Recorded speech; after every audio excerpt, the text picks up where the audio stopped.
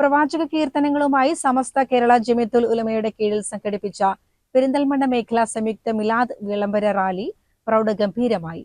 74 മഹലുകളിൽ നിന്നുള്ള സമസ്ത പോഷക സംഘടനകളുടെ മേൽനോട്ടത്തിലാണ് റാലി നടന്നത്.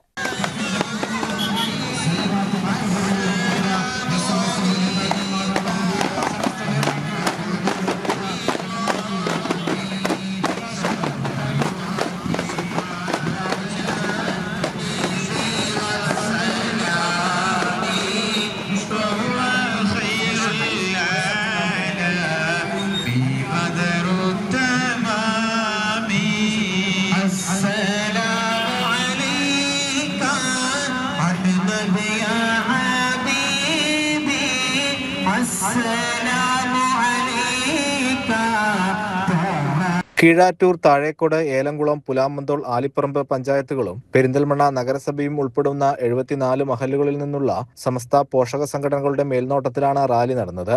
മഹല്ല്, മദ്രസ പ്രവർത്തകർ, മതപഠിതാക്കൾ, യുവാക്കൾ, വിദ്യാർത്ഥികൾ എന്നിവർക്കൊപ്പം SMF സ്മാർട്ട് ടീം അംഗങ്ങളുടെ സാന്നിധ്യവും റാലിക്ക് ആവേശം പകർന്നു.